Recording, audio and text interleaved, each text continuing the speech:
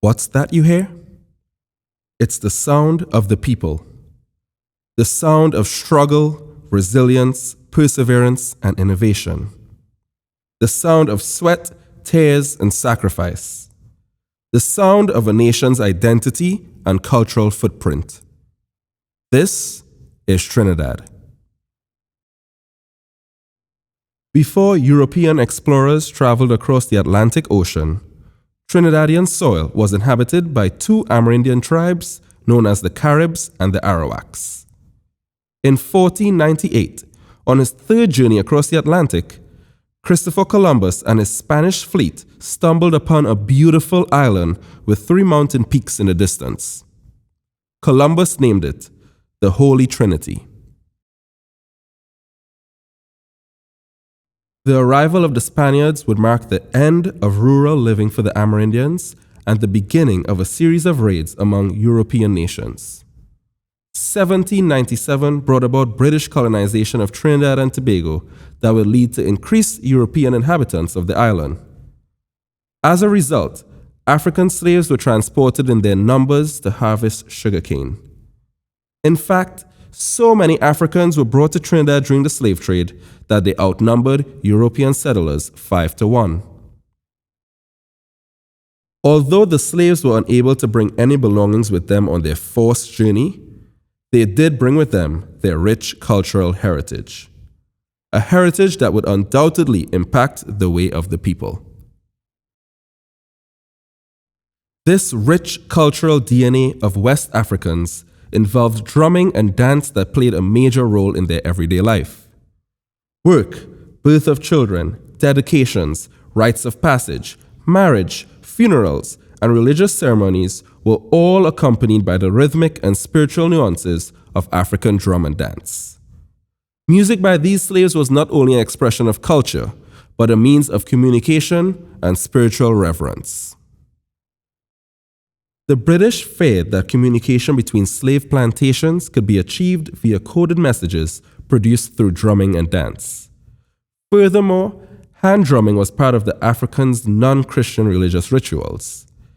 In an attempt to convert the Africans to Catholicism and shackle any sense of their identity, the use of drums covered with animal skins was banned. Forbidden to create music with their drums, the slaves turned to an abundant resource on the island: bamboo. This newfound way of musical expression was appropriately named tambour bamboo, which in French translates to bamboo drum. The largest bamboo pieces were called booms and acted as the base of the band. The slender and taller bamboo tapped on the ground were called fullers, which provided intricate and syncopated accompaniment. The skinny pieces of bamboo played over the shoulders and held in hands were called cutters and was solely used as an improvisational component to the tambour bamboo bands. Tambour bamboo bands were also accompanied by bottles and spoons, pots, pans, and even buckets. When the bamboo bands could not march through the streets, they played their rhythms in yards. It is in these yards that gangs of youth would gather and explore rhythms on whatever was available, while an old African tradition of kalinda, or stick fighting, was practiced around a fire pit. In 1937, although slavery had been abolished for roughly a century, the British passed a law banning the tambour bamboo bands due to the gangs using the broken bamboo pieces as weapons. However, Trinidadians, ever resourceful, turned to a new musical outlet, and the metal-beating bands emerged. The rhythm section was now moved from bamboo to metal.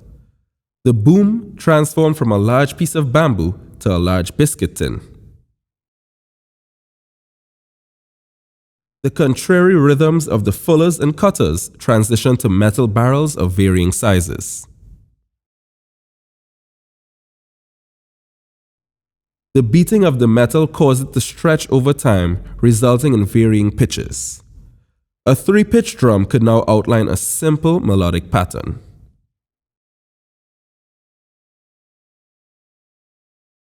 Eventually, these gangs of musicians were able to establish more pitches on their metal drums, and melodies began to form. 2 years later, World War II brought the American Navy to Trinidad. As the war intensified, the demand for oil rapidly increased, which, in turn, increased drilling in the southern part of the island. The oil was transported to the naval base in 55-gallon drums. Soon after the war, the only acoustic musical instrument to be invented in the 20th century would be made from discarded 55-gallon oil drums, the steel pan. In 1946, pioneer and forefather Winston Spree Simon brought recognition to the instrument with his very own 14-note ping-pong pan. Innovation and fortitude allowed this ping-pong pan to transition into a beautiful, fully chromatic steel pan of varying ranges and timbres. A steel orchestra could now function like a conventional ensemble having different voices, including basses, cellos, guitars, double seconds, double tenors, and tenor pans.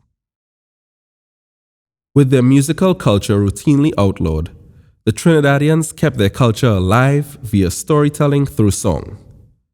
They sang songs that communicated their perspective on social, political, and economic issues facing their community.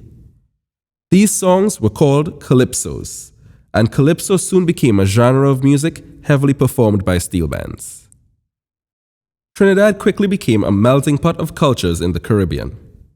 With the abolition of slavery in Trinidad in the 1800s, a new system of indentured labor was established, and the British brought East Indians and Chinese immigrants to the island over the next century.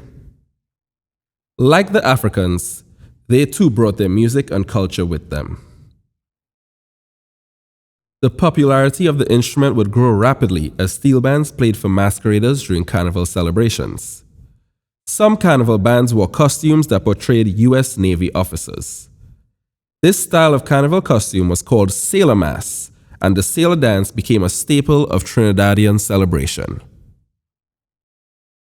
The government of Trinidad and Tobago officially recognized the cultural significance of the steel band in 1962 by organizing the first national panorama competition.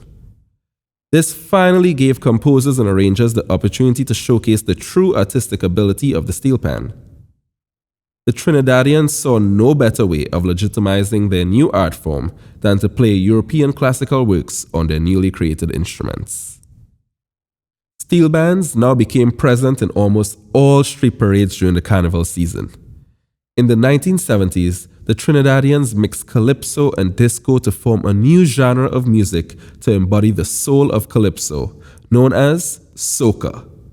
Large steel bands provided the entertainment for masqueraders wearing spectacular costumes decorated with rhinestones and beads.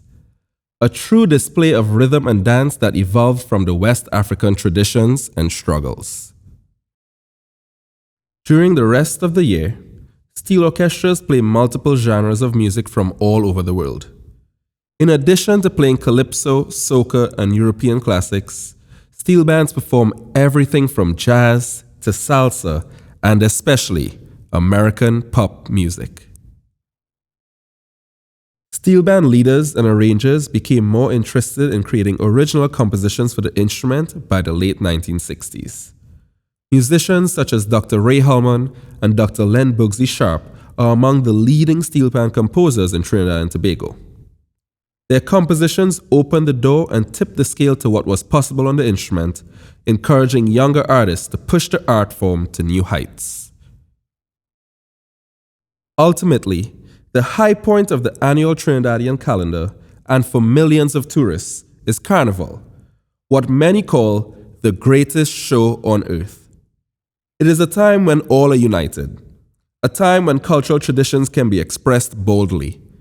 Regardless of race, status, or religion, you are welcome to be a part of this celebration. Red, white, and black. Let us celebrate.